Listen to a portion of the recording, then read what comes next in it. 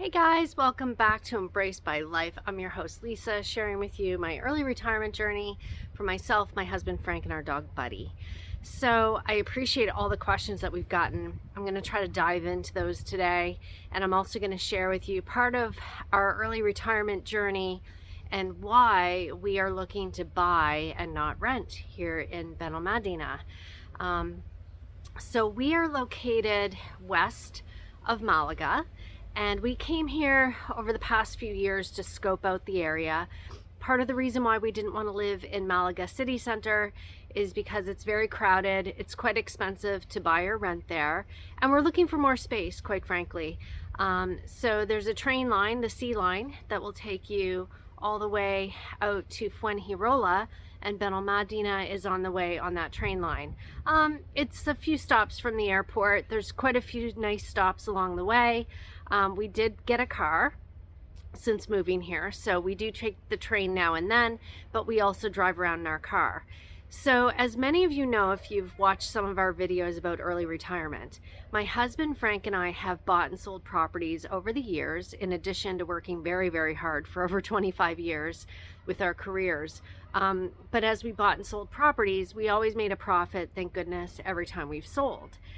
We've done renovations, some were large renovations, some were small, but we've always had a strategy of owning our own home. And that goes back for the past like 25 years or so. So this is part of the reason why we want to buy here in Benalmádena.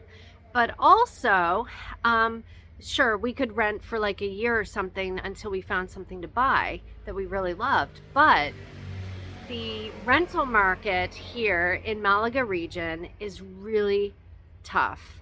So long-term rentals is anything over 6 months. And what we found doing research before we came, and certainly on the ground when we were scouting out and doing some trips here to Spain, it's very hard to secure a long-term rental. And there's various reasons for that. There's not a whole lot of inventory, and part of the reason is because once a landlord has provided a long-term rental, they kind of get locked into those rentals with the tenants, and there's auto renews and all this stuff. I'm not going to get into it, but it's really complicated. But there's just not a whole lot of people that are renting long-term because of it. There's also the fear that they won't get their rent. So if they're renting long-term to someone, they're afraid that people will stop paying their rent, and they will basically have people living in their home without paying. And then there's squatters, which is a whole nother story. If your place is empty and people come in and basically just take it over on you, and there's a whole process to get rid of them. So because of all these nuanced reasons, there's not a whole lot of long-term rentals. Now, if you were lucky enough to find one, you also end up having to give a huge deposit on that long-term rental, even if you just want to do 6 months to a year. Oftentimes in cases like myself and my husband Frank, we're not working. We're not drawing Social Security. We're living right now off of savings that we have, that we've been able to accumulate over the years with our early retirement strategy. And because of that, they often require the full amount of rent up front. So that could be 6 months up front, it could be a year up front, and heaven forbid there's an issue with the property. Now you've paid all this money, plus there's a finder's fee that you usually have to pay too, even though that's supposed to be paid to the real estate agent by the owner. They often will make the tenant pay for that. And because people are so strapped to find long-term housing, they end up doing short-term, which is what happened for us. So when we came and scouted the area, looking in the beginning for something maybe 6 months long-term, we found out that it was going to be impossible to find. So we agreed to a couple short-term rentals, which is why we just moved from our 2-month rental to another 2-month rental. Vacation rentals is anything under 2 months. So if it's 2 months or over, it's kind of considered a in-between short and long-term rental. So they can legally rent over 2 months apparently without a tourist license. So yeah, you might want to do some research on all of that, but that's one of the reasons is it's just way too hard to find a long-term rental here. And by long-term, anything over 6 months. And yes, you do need something like that to get your Padrón, but I have a whole separate video on getting here on our non-lucrative visa, the NLV, and we went to Madrid and got our TA card without the Padrón. So we're still looking for a long-term place to live, but we want to buy, not only because it's hard to find long-term rentals, but also it's part of our income strategy as it relates to purchasing a place for long-term. So that's part of the reason for that. And a lot of you were asking questions about why we wanted to do that. So hopefully that answers those questions. So the other thing is, as you're looking for something long-term, you need to have a really good agent, which we found.